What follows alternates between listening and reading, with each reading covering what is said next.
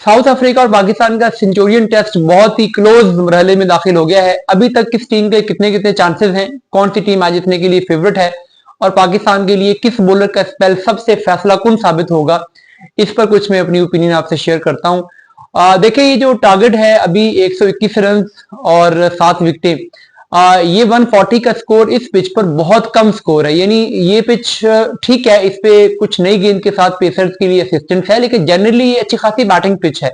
South Shakeel ने जैसे batting की बड़ा कंफर्टेबल वो फील हो रहे थे। कल जब बोश ने बैटिंग की वो बहुत कंफर्टेबल थे, मरकरम ने, तो जिस बैट्समैन ने भी अपने आप को यहाँ पे अप्लाई किया, अपनी टेक्निक को अच्छे तरीके से अडेप्ट करते हुए शॉट्स खेले, उसके रन भी बने। तो ऐसा नहीं है कि ये पिच बहुत मुश्किल या अनप्लेएबल पिच थी। पाकिस्तान को पहली इनिंग्स में भी यहाँ पे 300 रन करना चाहिए था और दूसरी इनिंग्स में भी अपनी पाकिस्तान को टारगेट अगर लीड मिल भी गई थी 88-89 रन की, तो स्टिल टारगेट 220-230 तक होना चाहिए था। तो यही अगर टारगेट पाकिस्तान 230-220 दिया होता तो सिचुएशन इस टाइम डिफरेंट होती। लेकिन अब मामला यह है कि इस पिच पर बॉलिंग के साथ साथ जो सबसे बड़ा इम्तिहान होगा वो शान मसूद का भी होगा। कप्तानी उन्होंने पिछली इनिंग्स में बहुत बुरी की। जब 8 विकेटें गिर गई थी उसके बाद जो उनकी स्ट्रेटजी थी उसकी कोई समझ नहीं आई। उस पर भी मैं कल डिटेल में बात करूंगा, वहां पे उनसे क्या क्या मिस्टेक्स हुई। लेकिन अब इस इनिंग्स में अगर देखा जाए तो जैसे अब 121 रन हैं, 7 विकेटें हैं, पाकिस्तान ये मैच जीत सकता है। स्टिल ठीक है, 80-20 है, 80% साउथ अफ्रीका के हक में है, 20% पाकिस्तान के हक में है।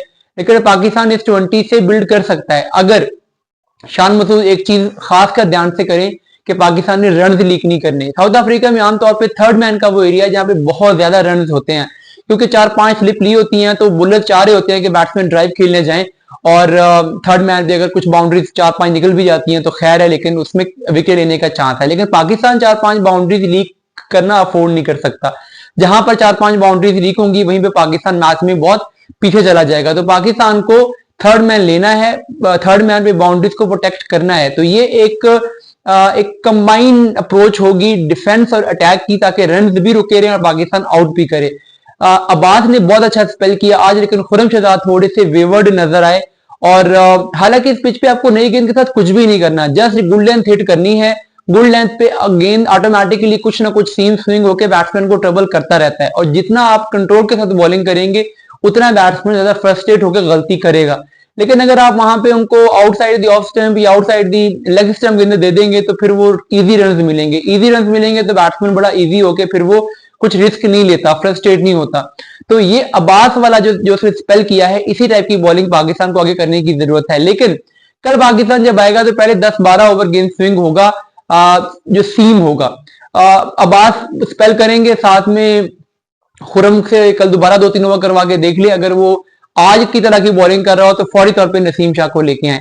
लेकिन मेरे ख्याल में जो सबसे इंपॉर्टेंट इसमें रोल होगा वो नसीम शाह का होगा, क्योंकि 10-12 ओवर तो ठीक है, नई गेंद के साथ पाकिस्तान में भी 1-2 विकेट और ले ले, लेकिन जैसे ही गेंद 20-25 ओवर पुरानी होगी, हमने देखा है कि पुरानी गेंद के साथ यहाँ पर बिल्कुल भी उस तरीके से स्विंग नहीं रहता, और अगर स्विंग हल्का फुल्का हो भी तो 125, 30, 32 की पेस पे बड़ी आसानी से वो खेला जाता है।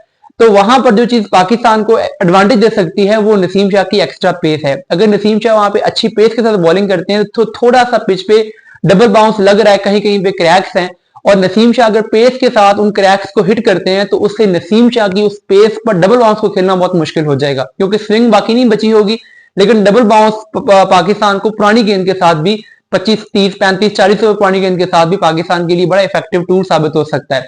तो मुझे लगता है कि अब्बास और नसीम ये दो पाकिस्तान के लिए बड़ा इंपॉर्टेंट हथियार होंगे। कल पहला स्पेल अब्बास का और उसके बाद अगले 10-15 ओवर नसीम के, यहां पर मैच डिसाइड हो जाएगा। लेकिन शान मसूद को अपनी कैप्टनसी, अपनी फील्ड प्लेसमेंट स्पॉटन रखनी पड़ेगी, इजी नहीं हो सकते, और रन लीक नहीं करने। रन लीक करेंगे तो बड़ा प्रॉब्लम हो जाएगा। बाकी आज बाबर आजम ने अच्छा स्कोर किया, बहुत खुशी हुई, लेकिन बाबर आजम को बात समझने की जरूरत है कि एक अच्छे बैट्समैन में और एक अजीम बैट्समैन में जो फर्क होता है वो यही होता है कि आप जब एक 50 कर लेते हैं और आपकी टीम पहले ही नीचे लगी हुई है, आप 60-70 की आपकी लीड है, तो आपको उस लीड को 250 तक लेके जाना है, और उसके लिए आपकी 100 बड़ी इंपॉर्टेंट होती है। तो वहां पर अगर एक बैट्समैन 50 करके आउट हो जाता है तो उसको जस्ट अच्छा बैट्समैन कहते हैं।